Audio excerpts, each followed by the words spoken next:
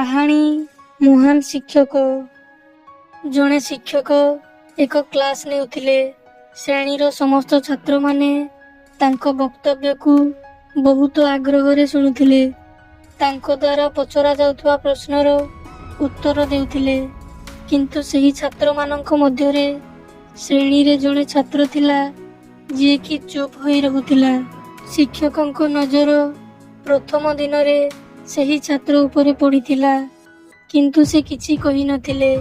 କିନ୍ତୁ ଯେତେବେଳେ 4-5 ଦିନ ପର୍ଯ୍ୟନ୍ତ ତାକୁ ଏମିତି ଦେଖିଲେ, ସେ କ୍ଲାସ୍ ପରେ ସେହି ଛାତ୍ରକୁ ନିଜ କେବିନ୍କୁ ଡାକି ପଚାରିଲେ, ତୁମେ ସବୁବେଳେ ଉଦାସ ରହୁଛ, ସବୁବେଳେ ଏକାକୀ ଚୁପଚାପ୍ ଶ୍ରେଣୀରେ ବସୁଛ, ପାଠ ପଢ଼ାରେ ମଧ୍ୟ ଧ୍ୟାନ ଦେଉନାହଁ, ଘଟଣା କ'ଣ? କିଛି ଅସୁବିଧା ଅଛି କି? ଛାତ୍ରଟି କହିଲା, ସାର୍, ମୋ ଅତୀତରେ କିଛି ଏପରି ଘଟିଛି ଯେଉଁଥିପାଇଁ ମୁଁ ଚିନ୍ତାରେ ପଡ଼ିଯାଇଛି। ମୁଁ କ'ଣ କରିବି ବୁଝିପାରୁନାହିଁ। ଶିକ୍ଷକ ଜଣେ ଭଲ ବ୍ୟକ୍ତି ଥିଲେ। ସେ ସେହି ଛାତ୍ରକୁ ସନ୍ଧ୍ୟାରେ ତାଙ୍କ ଘରକୁ ଡାକିଲେ। ଛାତ୍ରଟି ସନ୍ଧ୍ୟାରେ ଶିକ୍ଷକଙ୍କ ଘରେ ପହଞ୍ଚିବା ପରେ ଶିକ୍ଷକ ତାକୁ ଭିତରକୁ ଡାକି ବସିବାକୁ କହିଲେ।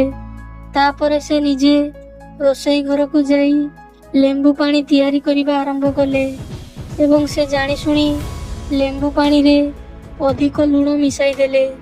ତାପରେ ସେ ରୋଷେଇ ଘରୁ ବାହାରି ଛାତ୍ରକୁ ଏକ ଗ୍ଲାସ୍ ଲେମ୍ବୁ ପାଣି ଦେଇ କହିଲେ, ଏହାକୁ ନିଅ, ପିଇଦିଅ। ଛାତ୍ରଟି ହାତରେ ଗ୍ଲାସ୍ ନେଇ ଯେମିତି ଥରେ ଲେମ୍ବୁ ପାଣି ଘିଟିଛି, ଅତ୍ୟଧିକ ଲୁଣର ସ୍ୱାଦ ହେତୁ ତା ପାଟିର ସ୍ୱାଦ ବିଗିଡ଼ିଗଲା। ଏହା ଦେଖି ଶିକ୍ଷକ ପଚାରିଲେ, କ'ଣ ହେଲା?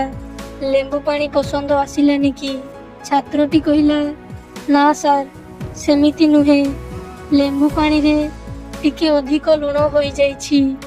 ଶିକ୍ଷକ କହିଲେ, ଆରେ, ବର୍ତ୍ତମାନ ତ ଏହା ବେକାର ହୋଇଗଲା।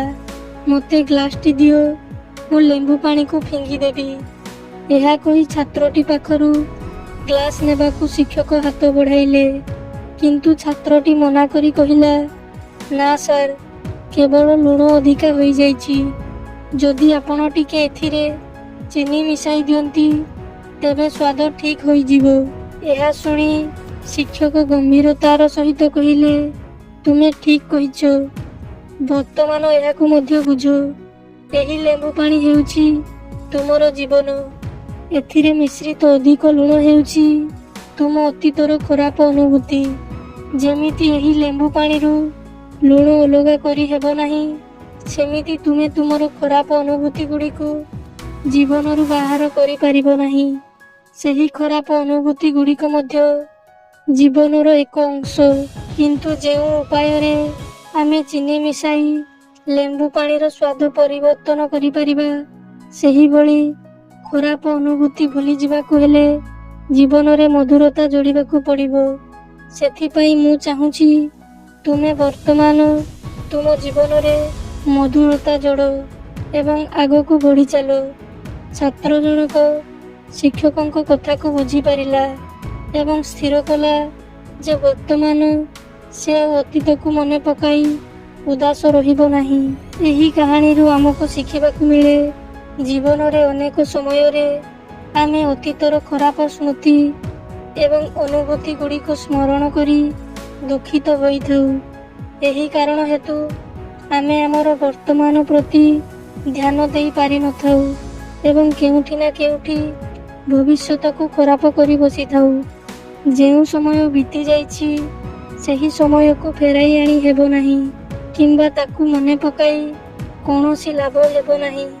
ତାଠାରୁ ଭଲ ତାକୁ ଭୁଲି ବର୍ତ୍ତମାନ ଉପରେ ଧ୍ୟାନ ଦେବା ଏବଂ ଜୀବନକୁ ଏକ ରୂପାନ୍ତରିତ ଭାବେ ଗଢ଼ି ତୋଳିବା। କାରଣ ଆଜିର ବର୍ତ୍ତମାନ କାଲିର ଭବିଷ୍ୟତ ନିର୍ମାଣ କରିବାରେ ସହାୟକ ହେବ।